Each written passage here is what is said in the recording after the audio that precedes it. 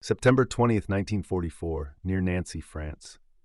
Low clouds hang over the Moselle River Valley as a tiny aircraft, its unremarkable yellow fuselage nearly lost against the gray sky, buzzes above a column of advancing American armor. From the ground, it looks like a courier plane, maybe even lost.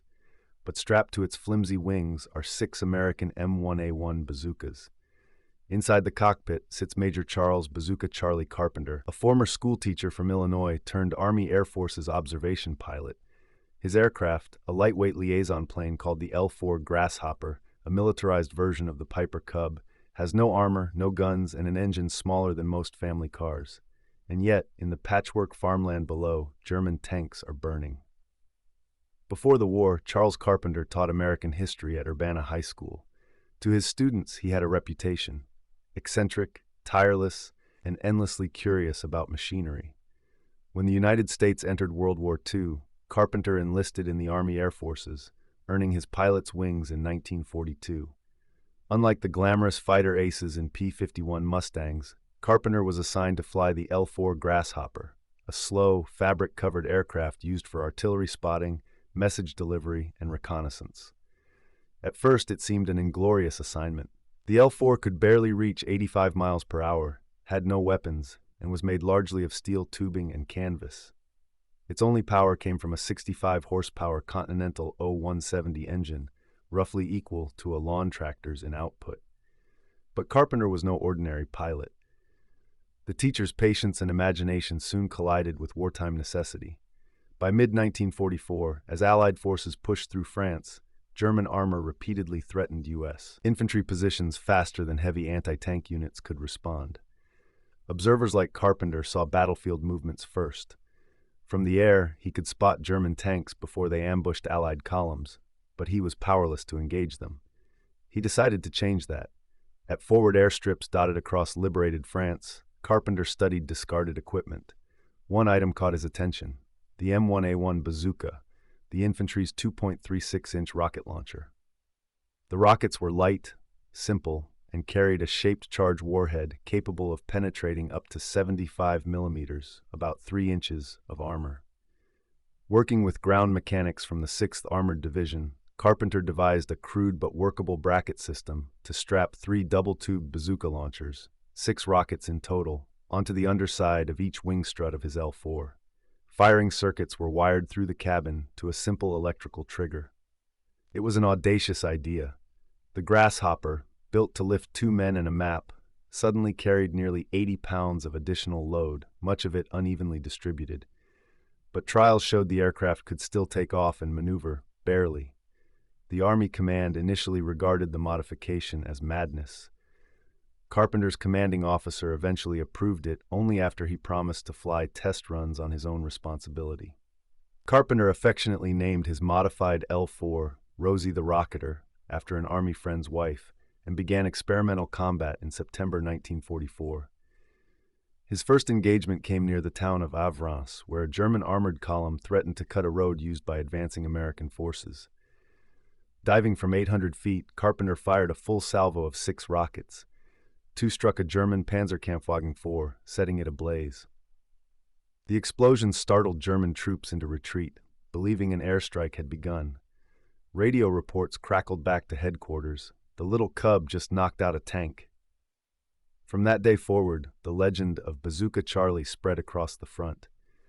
To understand Carpenter's feat, one must grasp what the L-4 Grasshopper truly was: a flying skeleton of engineering minimalism. Built by Piper Aircraft, the L-4 was the military version of the civilian Piper J-3 Cub, but fitted with enlarged windows for observation and military radios, such as the SCR-610. The airframe consisted of a welded steel tube fuselage covered with cotton fabric doped with cellulose acetate, reinforced with wooden wing ribs. Its empty weight, 740 pounds, 336 kilograms. Maximum takeoff weight, 1,020 pounds, 553 kilograms. Maximum speed, 85 miles per hour and 37 km/h.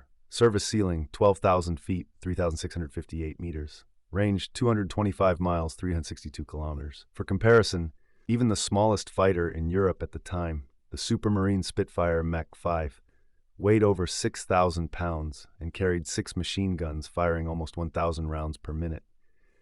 Carpenter's craft, by contrast, had none until he turned it into an airborne rocket platform. Each M1A1 bazooka measured 54 inches long, 1.37 meters, and weighed 15 pounds, 6.8 kilograms, loaded. 6 of them added almost 90 pounds, half of the aircraft's normal, useful load. The launchers were fixed at a downward angle of roughly 20 degrees, giving the rockets an effective range of about 300 yards fired from the air. Because the Grasshopper's wings were fabric, Carpenter's crew created custom aluminum mounts attached to the wing struts, normally used only to stabilize the lightweight frame. The electrical firing circuit drew current from the aircraft's 12-volt battery system. A safety interrupter switch prevented premature firing during taxi. Every detail was field-crafted, non-standard, and slightly dangerous. Firing even one rocket caused pressure waves that rattled the light fuselage. Carpenter later joked that each firing run felt like hitting a telephone pole in midair. Yet the system worked. Carpenter meticulously recorded his plane's new handling limits. The extra drag reduced climb rate from 600 ft min to roughly 350 feet per min. His maximum level speed dropped to 70 miles per hour, but his typical attack profile involved a high dive as steep as 45 degrees, accelerating to 90 miles per hour before rocket release. The L-4's stall speed, around 38 miles per hour, left very narrow margins. Carpenter flew beneath treetops, sometimes below 200 feet, using terrain contours as cover. With enemy machine guns trying to track his wobbling little plane, speed wasn't an option, only unpredictability. Eyewitnesses from the 4th Armored Division recounted L-4s weaving like butterflies, impossible targets precisely because they were so slow. Carpenter exploited this odd survival tactic instinctively. Between September 1944 and April 1945, Carpenter logged over 300 combat hours in Rosie the Rocketer. His mission records confirm at least 6 confirmed tank destructions and numerous armored vehicle and transport kills. After each sortie, he returned to strip film from the reconnaissance camera mounted behind his seat, a rare addition that documented impacts. Infantry units on the ground often verified hits after battles. In one engagement during the Battle of Aricourt, September 1944, Carpenter attacked a column of Panzer IVs supporting a counteroffensive. Diving through fog and heavy flak, he fired both banks of rockets and destroyed 2 tanks, later confirmed by reconnaissance patrols. He then returned at treetop height, strafing with his sidearm while calling artillery fire coordinates by radio. Major General John S. Wood of the 4th Armored Division later wrote in his report, "Carpenter's actions showed exceptional initiative and courage in attacking heavily armored enemy vehicles with an unarmored liaison aircraft, repeatedly and effectively." French civilians near Nancy nicknamed him Le Professeur Fou du Ciel, the crazy professor in the sky. By late 1944, the Air Technical Service Command studied Carpenter's results and began limited tests mounting heavier 4.5-inch rockets under other liaison aircraft. These weighed 50 pounds each and could penetrate over 100 millimeters of armor, but their recoil stressed the fragile wings. Carpenter's configuration, though primitive, proved the concept. Light aircraft could carry unguided anti-tank rockets for close support. His L-4 lacked formal gun sights. Instead, Carpenter marked a crude cross on his windscreen and learned to judge range and lead through practice. He often launched rockets 2 at a time to correct aim. Later improvements added a makeshift sight, bracketed from a wire bent into an open circle, calibrated by experiment. The tactical outcome of Carpenter's flying bazooka sparked new thinking. The British Army's Taylor-Craft Auster, for example, later tested 60-pound rockets in similar fashion, and North American engineers observing Carpenter's exploits referenced them when designing post-war Coin aircraft, counterinsurgency light strike planes that combined observation and attack roles. His success even helped formalize the concept of airborne forward air controllers, where pilots in small aircraft directed fire or launched their own light ordnance, a precursor to Vietnam-era O-1 Bird Dog operations 30 years later. By spring 1945, Carpenter, credited with multiple armored kills and dozens of destroyed transport vehicles, was promoted to Major and awarded the Silver Star, Bronze Star, and Air Medal.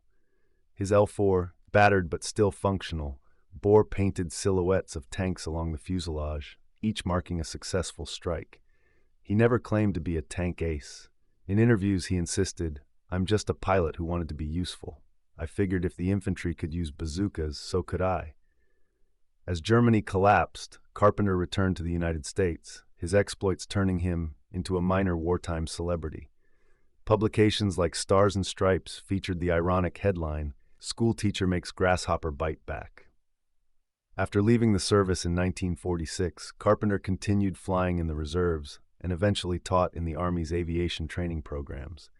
He died of Hodgkin's disease in 1966, aged 53, his wartime legend largely forgotten until rediscovered by historians in the 1980s.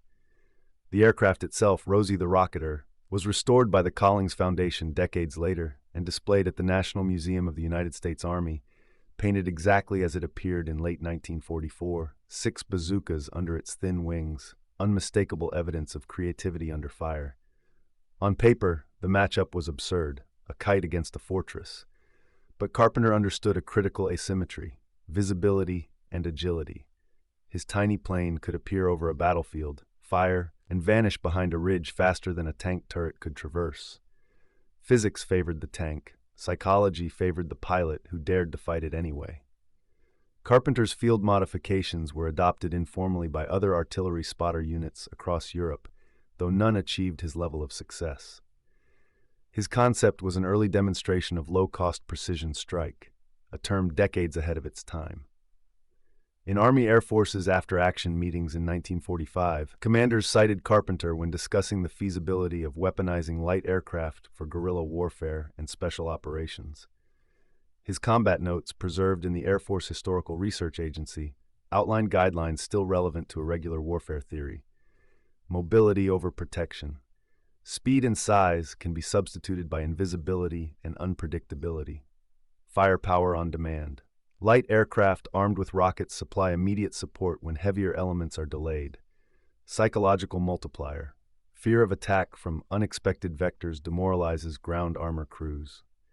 Those principles resurfaced decades later in design briefs for light attack platforms such as the OV-10 Bronco and A-37 Dragonfly. Carpenter's dual identity as soldier and educator permeated every innovation he made. His wartime notebook, discovered in 1985, contained diagrams and a line written across the margin.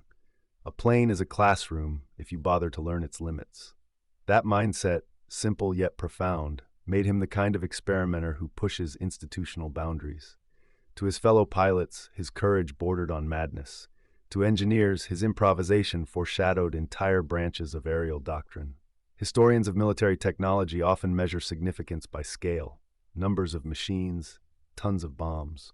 By those metrics, Rosie the Rocketer is a curiosity, yet data from Carpenter's missions reveal measurable impact. Average engagement altitude, 600 to 800 feet. Average rocket firing range, 250 yards. End-firm tank destructions, 6 vehicles destroyed or disabled, 30 plus. Casualties prevented, unquantifiable. The U.S. Army Air Force's 3rd Armored Division analysis in 1945 concluded that Carpenter's improvised attacks disrupted enemy armor formation movement and provided immediate close support equivalent to a battalion of anti-tank guns. In retrospect, Carpenter exemplified a universal wartime truth. Technological superiority is often born not in laboratories but on muddy airstrips by men facing impossible odds. While others waited for orders, he wired 6 tubes under a pair of wings and changed the equation. In every conflict since, from the jungles of Vietnam to counterinsurgency missions in Afghanistan, the descendants of Rosie the Rocketer, small armed reconnaissance aircraft, repeat his experiment daily. Each embodies the same philosophy: use what you have, where you are, with imagination. In his quiet final years, Charles Carpenter rarely mentioned fame. Students remembered him as the calm instructor who taught history with an aviator's storytelling flair. Many years later, when his former pupils learned about Bazooka Charlie, they were astonished. For them, he had been simply Mr. Carpenter. For the tanks he faced in France, he was the relentless specter of ingenuity that proved a plywood plane could defy iron armor. History often celebrates the pilots who flew faster, higher, and with greater firepower. But sometimes progress belongs to the one who ignored what a machine was supposed to do. Major Charles Carpenter's Piper L-4 Grasshopper, Rosie the Rocketer, remains a reminder that courage needs no armor, that invention thrives where rules break, and that even a classroom teacher can turn a paper-skinned airplane into a tank's worst nightmare.